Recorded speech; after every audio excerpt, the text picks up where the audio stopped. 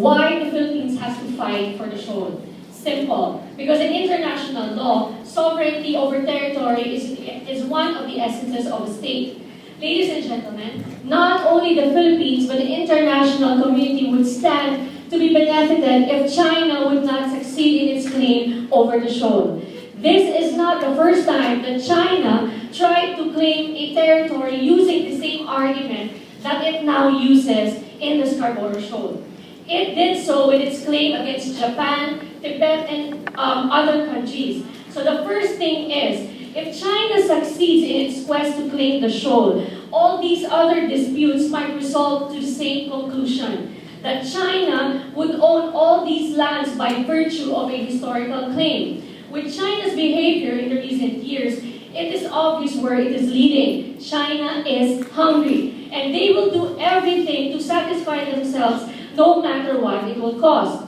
Their territorial ambition is a threat not only to the Philippines but for countries all over the world, and the international community cannot close its eyes. Second, it will also set a bad precedence by making other states think that they can whimsically claim ownership over every island or place it discovers even without exercising effective occupation in those areas. More countries would now stand under the threat of being robbed of its territorial integrity and sovereignty. Despite the number of disputes that China has against other countries over territorial issues, not once, ladies and gentlemen, did they ever think of bringing the disputes to the ICJ or for multilateral agreements. They always insisted on having bilateral agreements because they know that they can have their way. They know that they can get whatever they want by pushing these countries to their side.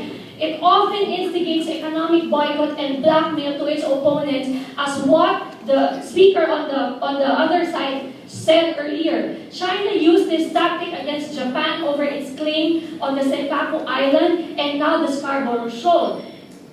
In a boycott of Philippine Cavendish bananas in China, our products were left to rot, and moreover, they issued a travel ban, causing the cancellation of 20,000 foreigners to visit Boracay alone. And that is the way China exerts a claim over what they believe is rightfully theirs.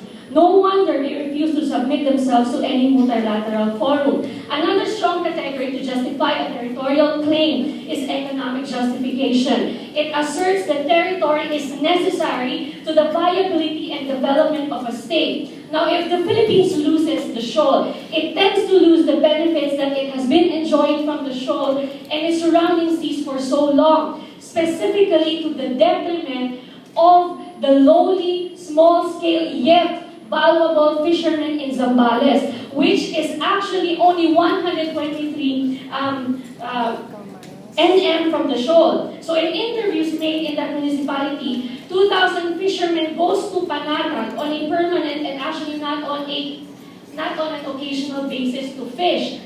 Not only those from Zambales also goes to fish in that shoal. Filipino fisher folks have drawn life from the bounty of the sea over centuries and even found shelter on these rocks during inclement weather.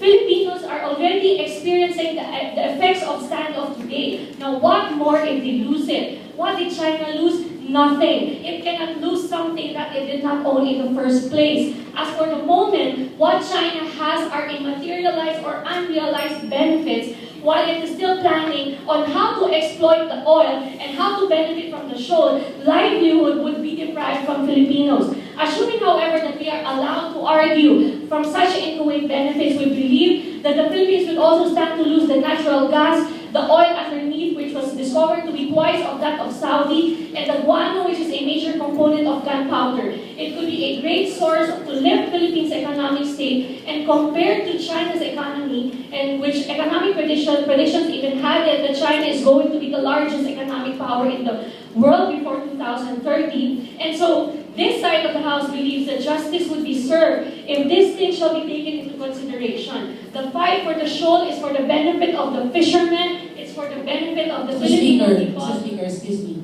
Are you trying to say that we are going to mine the small island ecosystem?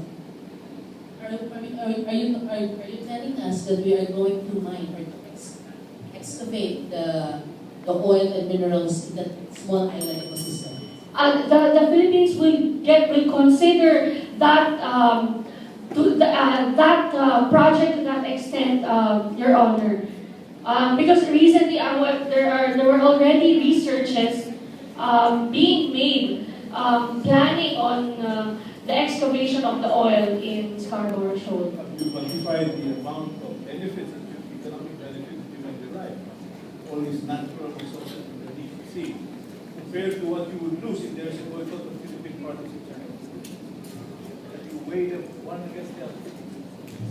We just made an estimate, Your Honor, that there will be trillions of oil in that shoal, which would benefit the Philippines. Trillions of dollars.